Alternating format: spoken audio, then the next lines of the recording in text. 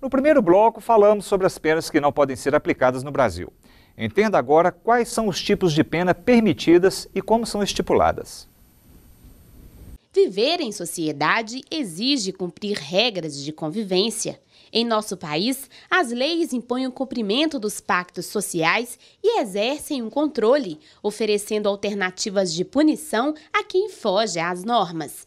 A Lei de Execução Penal 7.210 de 1984 e o Código de Processo Penal norteiam a aplicação de penas no Brasil. O Código Penal prevê 3 categorias de pena. As penas privativas de liberdade, que importam no cerceamento do direito de ir e vir do cidadão, as penas restritivas de direito, que substituem as penas privativas de liberdade em algumas situações, e as penas de multa, que ora são aplicadas isoladamente, ora em substituição às penas privativas de liberdade. O artigo 59 do Código Penal brasileiro elenca culpabilidade, personalidade, conduta social, antecedentes e outras questões que devem ser analisadas pelo juiz. A sentença tem que ser uma produção científica, tem que ser uma construção da qual participa o Ministério Público e o advogado, para que seja justa, senão não é sentença. Quando o juiz utiliza o princípio da individualização da pena, há a possibilidade de uma sentença mais justa. O juiz, cumprindo a Constituição, que prescreve o princípio da individualização da pena, ele analisa caso a caso. Então é possível que 2 indivíduos que tenham cometido o mesmo crime recebam penas finais diferentes. Por quê? Às vezes um deles é reincidente, o outro é primário. Um deles é menor de 21 anos e, portanto, tem direito a uma atenuante, o outro não tem. Daí porque os números nem sempre são iguais. Agora, as penas mínima e máxima, essas estão fixadas pela lei. E o juiz, dentro desses marcos, fixa a pena final, que nós chamamos de pena concreta. Muitas vezes, as etapas e as condições do processo investigativo influenciam na aplicação da pena. Muitas vezes você não tem uma prisão que ela é feita em flagrante. Aí não existe uma boa investigação pela Polícia Civil. Quando a Polícia Civil faz a investigação, muitas vezes essa investigação ela não é bem feita, porque ela começou muito depois do evento, já não tem provas. Quando a Polícia Civil entrega o fruto dessa investigação para o Ministério Público, ele manda refazer essa investigação. Ou às vezes oferece uma denúncia pouco robusta para o Judiciário. A dosimetria da pena tem origem em uma lei bastante primitiva. Porque com a lei do talião se impôs um limite na punição, diz assim, e aí, bem entendido, a vingança ainda era privada, não existia Estado. Isso hoje, visto anacronicamente, é um absurdo. Isso é um absurdo. Não é não, isso foi o primeiro marco de humanização. Isso existe até hoje no Código Penal. A punição não pode ser maior do que a infração. Não pode, porque aí passa a ser vingança. Outra forma de definir a condenação de um acusado, após a denúncia do Ministério Público, é por meio do Tribunal Popular. A vida é um dos bens mais preciosos defendidos pela Constituição Federal Brasileira.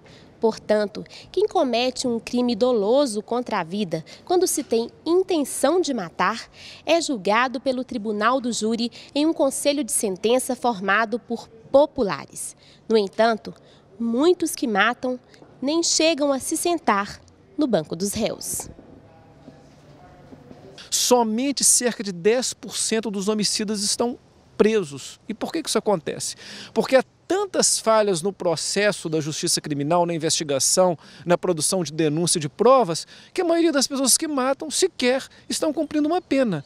E às vezes, pessoas que cometem um crime contra o patrimônio são presas rapidamente. Quem se senta todos os dias em um plenário de júri e muitas vezes adentra as madrugadas em julgamentos dos crimes contra a vida, sente na pele as consequências das estatísticas criminais do nosso país. Não são raras as vezes que eu tenho o dissabor, por razões várias, de decretar a extinção da punibilidade pela prescrição. Os números no Brasil são sempre superlativos. Basta ver o caso de Belo Horizonte.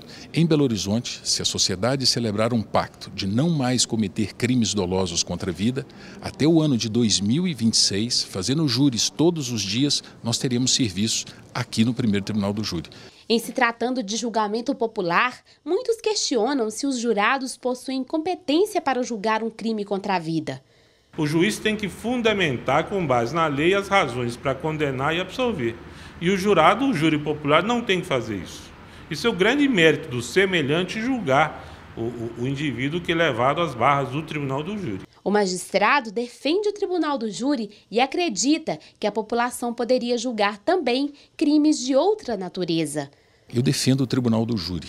Acho que o legislador poderia ampliar a competência do tribunal do júri não apenas para julgar os crimes dolosos contra a vida e os conexos, mas também outros crimes, por exemplo, os crimes políticos. Eu queria que a sociedade julgasse determinados crimes políticos.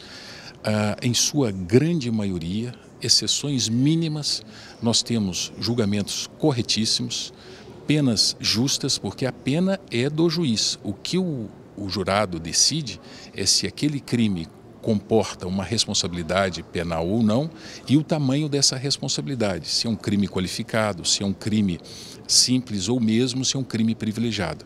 Muito se discute a eficiência das penas e até mesmo se o tempo de condenação é suficiente para diminuir a criminalidade. Mais vale a certeza da punição do que a dureza da lei. O que significa isso?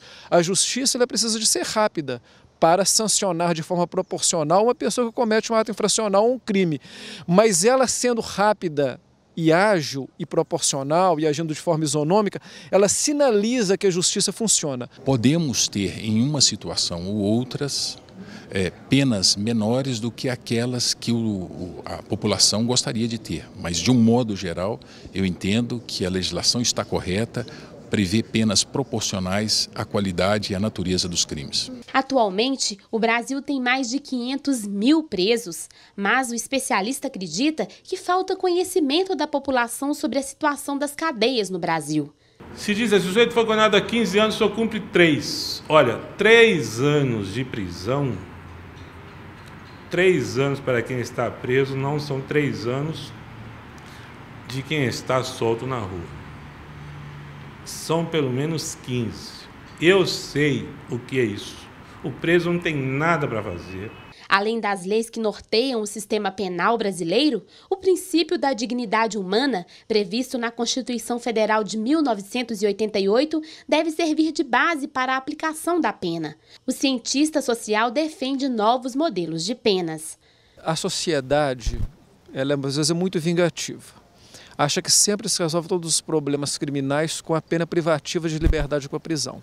Mas existe uma série de outras formas de sancionar alguém que cometeu um delito ou um crime e de forma muito mais eficiente. Dados da Comissão Nacional de Apoio às Penas Alternativas, CONAPA, apontam que as penas alternativas têm dado certo. Entre as vantagens estão o grau de reincidência, que varia de 2% a 12%, e o baixo custo das penas. Enquanto um preso encarcerado custa mais de R$1.000 por mês para o Estado, o custo para monitorar o cumprimento da pena alternativa é de R$45 por mês.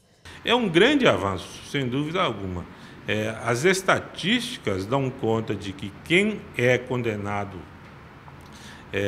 a pena substitutiva, uma alternativa de prisão, dificilmente volta a delinquir. E se evita, evidentemente, os males da prisão.